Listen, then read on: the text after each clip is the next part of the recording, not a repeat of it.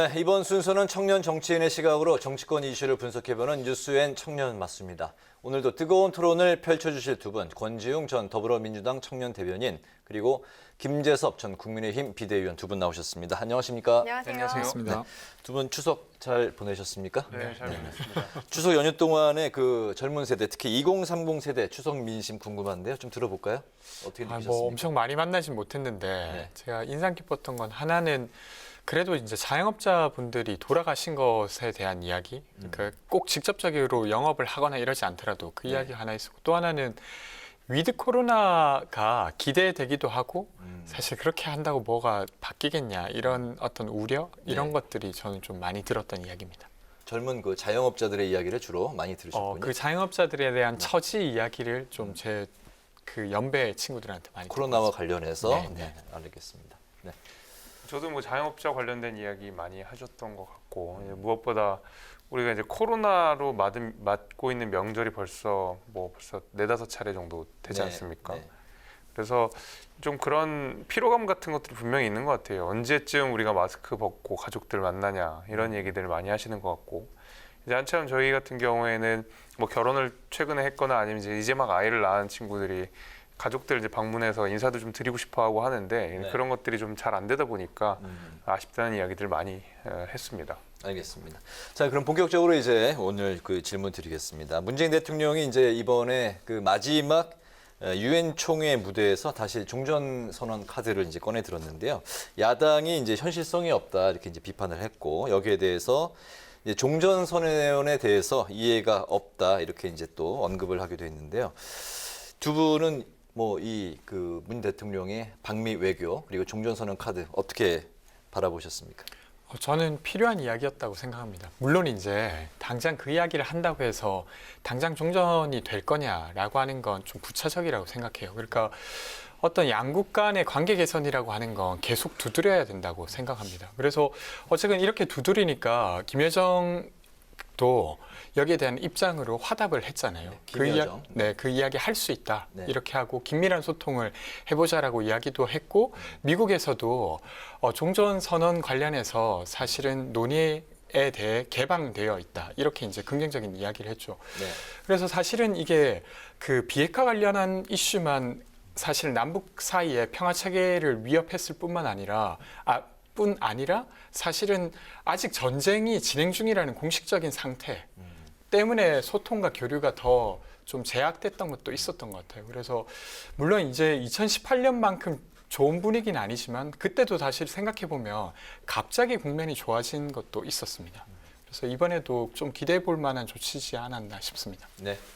글쎄요, 이제 뭐 외교 관련된 이슈들에 대해서는 여당과 정부의 힘을 실어주고 싶은 게 뭐 제 기본적인 생각이긴 한데요. 김여정 말씀을 하셨는데 김여정 역시도 뭐 그럴 수 있지만 시기상조라는 말을 분명히 하지 않았습니까? 야당 입장도 비슷한 것 같습니다. 이게 상징적 의미가 있다는 것은 알지만 굉장히 시기상조고 종전선언을 하기 위해서 해결돼야 되는 그 선제 과제들에 대해서는 사실 문 대통령이 침묵한 부분이 있다. 특히 그 전날에 이 북한이 지금 이 핵 관련돼서는 전속력을 내고 있다라고 국제원자력기구인 IAEA가 이야기를 했는데도 불구하고 다음날 바로 이제 종전선언을 했다는 것.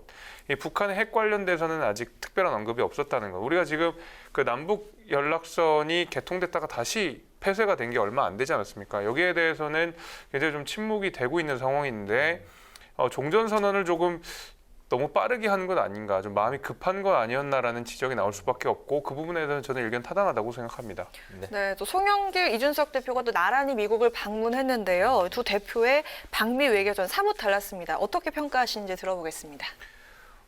사실 이제 야당 대표로서 방미를 한다는 것은 어떤 이제 상징적인 의미와 그다음에 수권 정당으로서 내년에 바로 대선이 있기 때문에 수권 정당으로서 어떤 메시지들을 낼 수 있는가 정도를 선언할 수 있는 정도시죠, 사실은.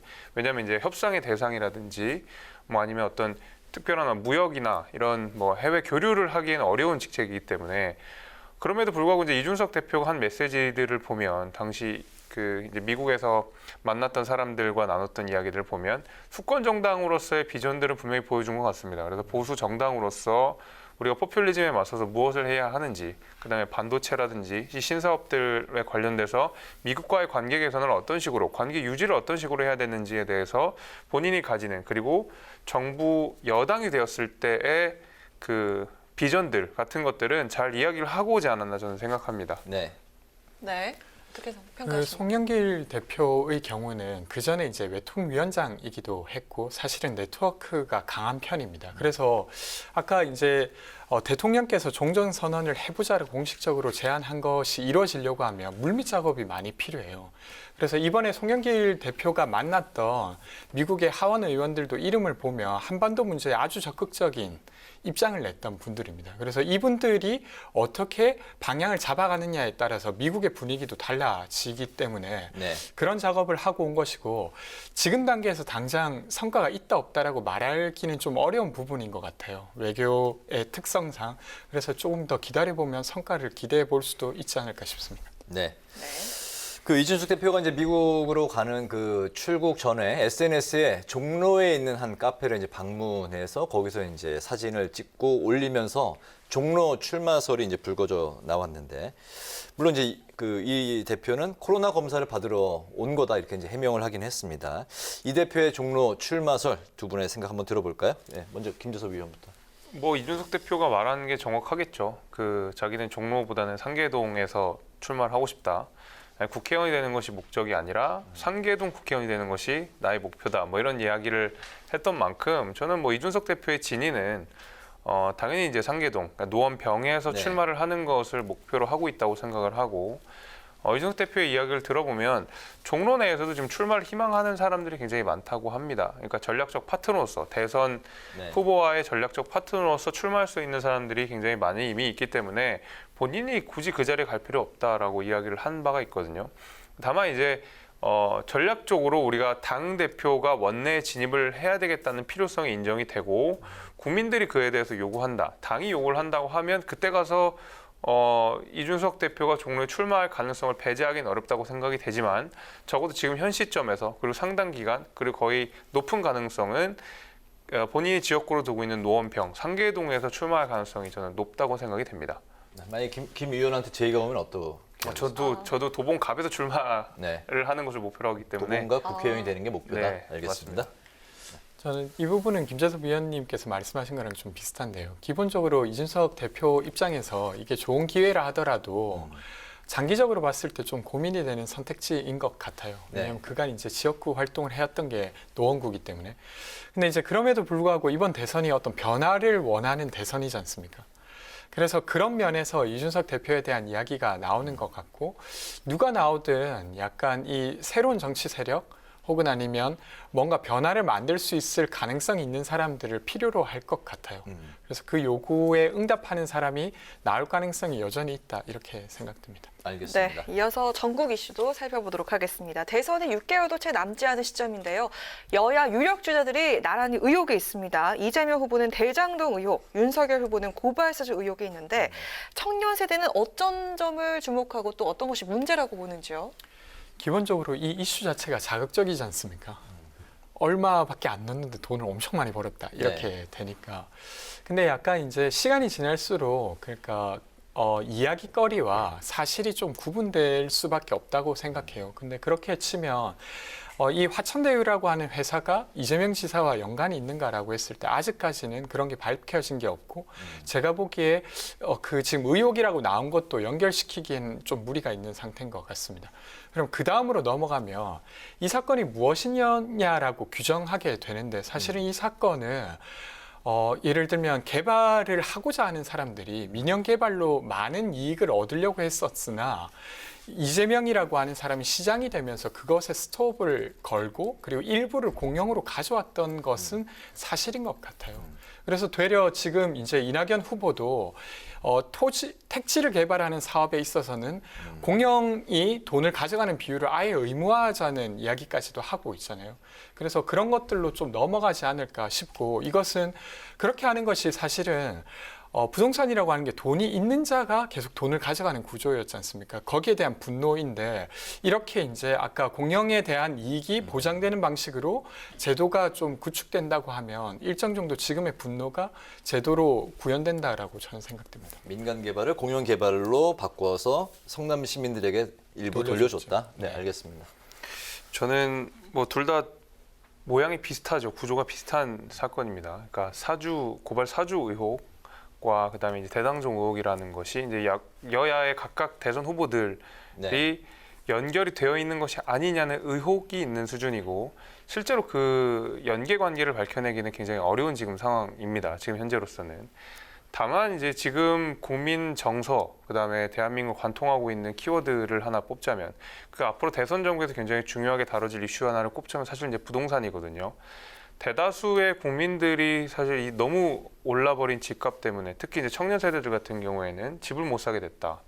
뭐 내가 도저히 집을 살 수 있는 평생 살 수가 없게 됐다. 이런 뭐 좌절감 같은 것들이 있는 상황 속에서 성남에 이게 이재명 지사 연계와 상관없이 어떤 민간 기업이 들어가도 굉장히 많은 폭리를 취했다. 그리고 그 폭리를 취한 과정 속에서 이걸 석연치 않은 부분들이 분명히 있다라는 것이거든요.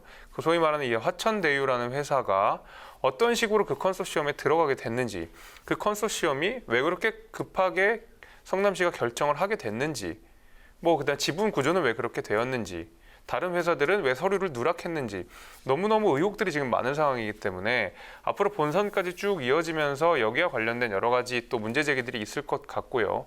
그러다 보면 이 고발 사주와 관련된 내용도 굉장히 중요한 문제고 이 부분도 수사가 들어가서 실체가 밝혀져야 되는 문제라고 생각을 하지만 지금 국민 정서를 관통하고 있는 그리고 조금 더 소구력이 있는 이슈는 그다음에 대선 전국을 뭔가 빨아들일 이슈는 사실 저는 이 대장동 의혹이 더 크다고 생각을 합니다. 네, 어제 야당은 대장동 의혹 관련 특검과 국정조사 요구서를 국회에 제출했는데요. 현재 이에 대한 여야의 입장이 팽팽히 엇갈리고 있습니다. 오늘 아침 여야 지도부의 발언 잠시 듣고 이야기 이어가겠습니다. 적반하장도 이런 적반하장이 없습니다.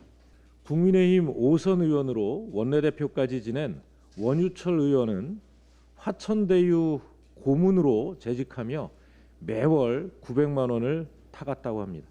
곽상도 의원은 화천대유 소유주와 친분이 있다고 평소에 밝혀왔고 그 아들은 화천대유에 채용돼서 7년 동안 근무했습니다. 이것이 화천대유를 둘러싼 팩트들입니다. 국힘이 물타기를 위해 국조와 특검을 꺼내들었습니다. 민주당과 이재명 지사가 주장하듯이 대장동 게이트가 국민의힘 게이트라면 민주당과 이재명 지사가 더 적극적으로 특검과 국정조사를 하자고 해야 이치에 맞지 않는 겁니까?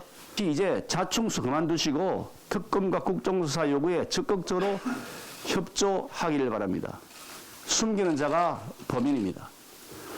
더 이상 숨기고 버티면 제2의 조국 사태를 겪게 될 것입니다.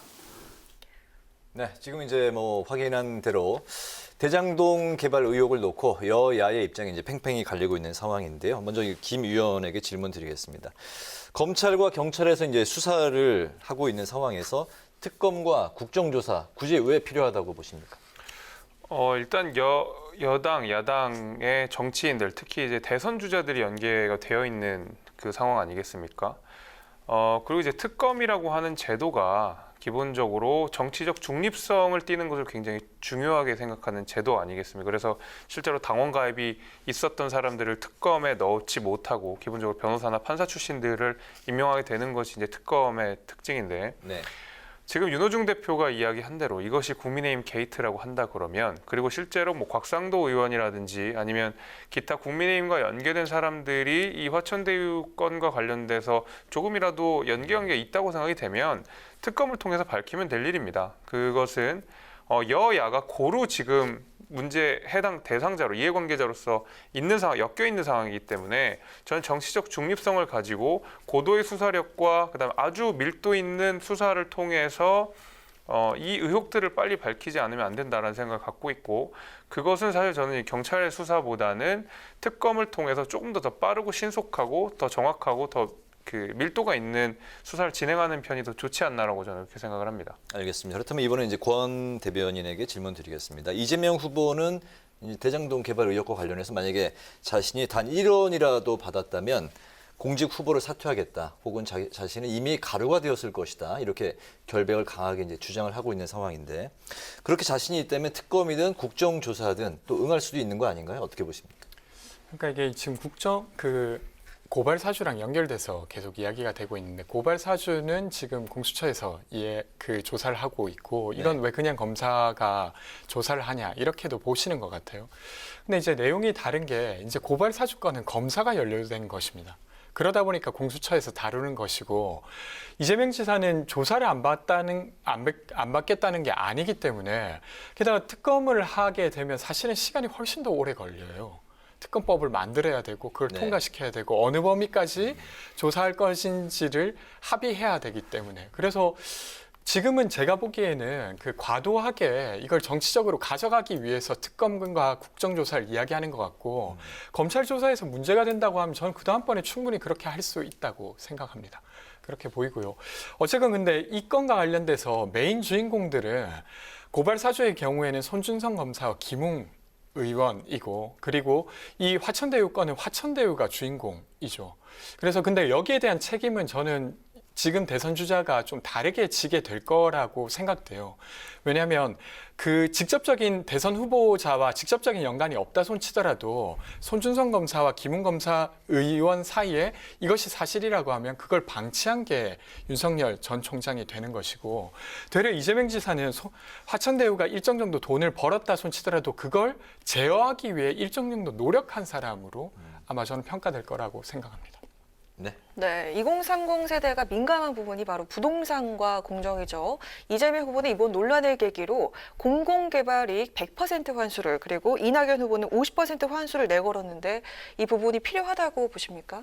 아니요, 저는 굉장히 무리한 주장이라고 생각합니다. 기본적으로 부동산도 시장의 논리에서 벗어날 수가 없는 것이고, 민간 개발사가 들어가서 실제로 그 굉장히 많은 이번 화천대유 사건 같은 경우에, 특히 이제 대장동 같은 경우에는 많은 전문가들이, 그리고 대다수의 어떤 투자를 하려고 하는 사람들이 여기는 분명히 수익이 나는 데다, 그다음에 여기는 분양 리스크가 없는 데라는 확신들이 있는 상황에서 굉장히 큰 이익을 얻은 거였지만, 대다수의 개발들을 보게 되면 굉장히 하이 리스크 하이 리턴 구조가 많습니다.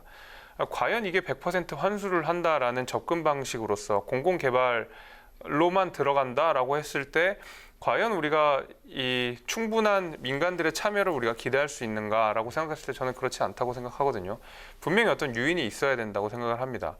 이 분양이라고 하는 것, 개발에서 분양 이익을 얻기까지는 굉장히 많은 단계가 필요합니다. 그러니까 인허가 리스크도 있고요. 그다음에 이 토지를 매입하는 리스크도 있고요. 마지막에 이제 분양하는 리스크까지 이 세 단계의 리스크들을 잘 거쳐내면서도 이 민간 개발사들이 굉장히 애를 먹고 노력을 많이 공을 들여야지만 이제 겨우 이익을 얻을 수 있는 분양이 되는 상황이기 때문에, 예를 들면 이런 식으로 사실 민간 기업의 참여 의지를 꺾어버렸을 때 앞으로도 뭐 개발들이 많이 이루어질 텐데, 그거에 대해서 과연 국가가 전부 다 컨트롤하면서 다 할 수 있는가? 저는 그것이 이제 양질의 부동산 개발이라고 생각하지 않습니다. 그래서 저는 이게 좀 무리한 주장이라고 생각을 하고, 오히려 좀 다른 제도를 통해서 조금 더 이 폭리를 취하는 방식들을 계속 제한하는 방식으로 가야지, 이런 식으로 뭐 이익을 100% 환수한다라는 것은 다분히 저는 포퓰리즘 요소가 있다고 생각을 합니다. 네, 포퓰리즘이다. 네.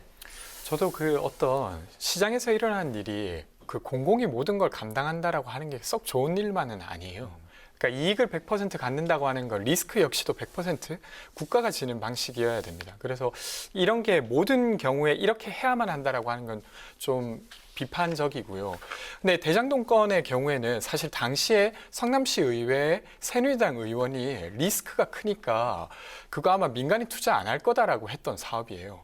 그래서 그때 이랬던 사업을 어쨌든 민간이 함께 해서 잘 성사시킨 어떤 이 사례라고 봐야 되지 않을까? 이건 좀 덧붙이면 그렇습니다. 알겠습니다. 무리한 이익 환수에 대해서는 두 분 다 이제 반대의 입장. 네, 100%로 해야 된다. 네네. 이렇게는 말할 수 없을 것 같습니다. 알겠습니다. 이제 그 뉴스엔 청년 마수 이제 이 시간 마무리해야 될 것 같습니다. 오늘은 문 대통령과 여야 대표의 방미 외교, 그리고 대선 주자 관련 의혹으로 수사가 본격화된 대선 전국을 중심으로 살펴봤습니다. 지금까지 권지웅 전 더불어민주당 청년 대변인, 김재섭 전 국민의힘 비대위원과 함께했습니다. 두 분 말씀 잘 들었습니다. 고맙습니다. 네, 감사합니다.